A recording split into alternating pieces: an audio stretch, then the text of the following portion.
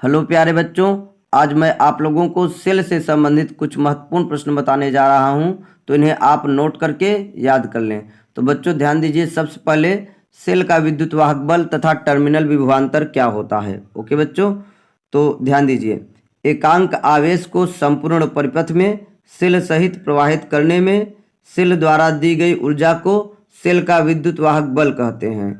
एकांक आवेश को संपूर्ण परिपथ में सेल सहित प्रवाहित करने में सेल द्वारा दी गई ऊर्जा को सेल का विद्युत वाहक बल कहते हैं। अब बच्चों ध्यान दीजिए, टर्मिनल विभवांतर किसे कहते हैं।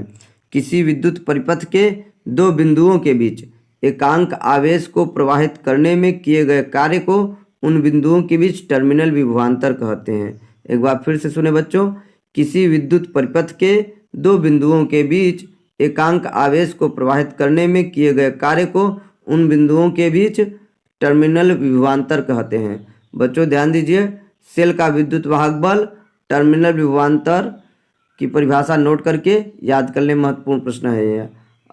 अब बच्चों आगे ध्यान दीजिए, सेल के विद्युत वाहक बल तथा टर्मिनल विभवांतर में संबंध।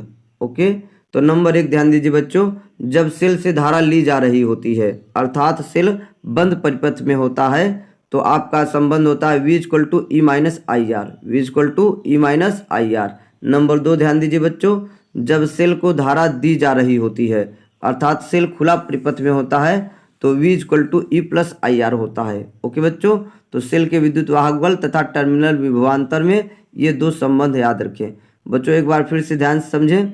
नंबर 1 जो है, सेल से धारा ली जा रही होती है, इसका अर्थ होता है सेल को आप डिस्चार्ज कर रहे हैं, निरावेशित कर रहे हैं। बच्चों सेल को निरावेशित कर रहे हैं, डिस्चार्ज कर रहे हैं, तो उस कंडीशन में V = E - IR होता है। और जब सेल को चार्ज करते हैं, नंबर 2 चार्जिंग यानी उसको आवेशित कर रहे हैं, तो V = E + IR होता है बच्चों।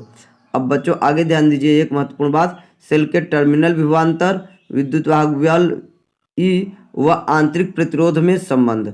स्मॉल r = होता है कैपिटल R ब्रैकेट में E/V - 1। ओके बच्चों, small r = capital R bracket में E/V - 1, बटे वाली लाइन के सामने माइनस का चिन्ह रहेगा। बच्चों आप यहाँ याद रखिए बच्चों, कैपिटल R बाह्य प्रतिरोध है। कैपिटल R क्या है बच्चों? बाह्य प्रतिरोध है। तो ये महत्वपूर्ण फार्मूला नोट करके इन्हें याद कर लें बच्चों। अब बच्चों आगे ध्यान दीजिए, सेल का आंतरिक प्रतिरोध किसे कहते हैं बताने जा रहा हूँ, और इसका मान किन बातों पर निर्भर करता है ये भी बताऊँगा। तो बच्चों ध्यान दीजिए, आंतरिक प्रतिरोध इंटरनल रेजिस्टेंस किसे कहते हैं बच्चों? सेल में प्रयुक्त विद्युत अपघट्य द्वारा विद्युत धारा के मार्ग में उत्पन्न प्रतिरोध को उस सेल का आंतरिक प्रतिरोध कहते हैं। बच्चों सेल में क्या होते हैं? विद्युत अपघट्य पदार्थ भरे होते हैं। तो ध्यान दीजिए, सेल में प्रयुक्त विद्युत अपघट्य द्वारा विद्युत धारा के मार्ग में उत्पन्न प्रतिरोध को उस सेल का आंतरिक प्रतिरोध कहते हैं, और आंतरिक प्रतिरोध को बच्चों स्मॉल r से व्यक्त करते हैं। ओके, अब बच्चों आगे ध्यान दीजिए, सेल का आंतरिक प्रतिरोध निम्न बातों पर निर्भर करता है। सेल का आंतरिक प्रतिरोध निम्न बातों पर निर्भर करता है, आप याद रखिए। नंबर 1, इलेक्ट्रोडों के मध्य की दूरी के अनुक्रमानुपाती होता है। इलेक्ट्रोडों के मध्य की दूरी के अनुक्रमानुपाती होता है, अर्थात इलेक्ट्रोडों के मध्य की दूरी ज़्यादा रहेगा तो प्रतिरोध क्या होगा? ज़्यादा। नंबर 2, विद्युत अपघट्य के घोल में इलेक्ट्रोडों के डूबे हुए भागों के क्षेत्रफल के व्युत्क्रमानुपाती होता है। विद्युत अपघट्य के घोल में इलेक्ट्रोडों के डूबे हुए भागों के क्षेत्रफल के व्युत्क्रमानुपाती होता है बच्चों। नंबर 3 ध्यान दीजिए बच्चों, विद्युत अपघट्य के घोल की सांद्रता के अनुक्रमानुपाती होता है। विद्युत अपघट्य के घोल की सांद्रता के अनुक्रमानुपाती होता है।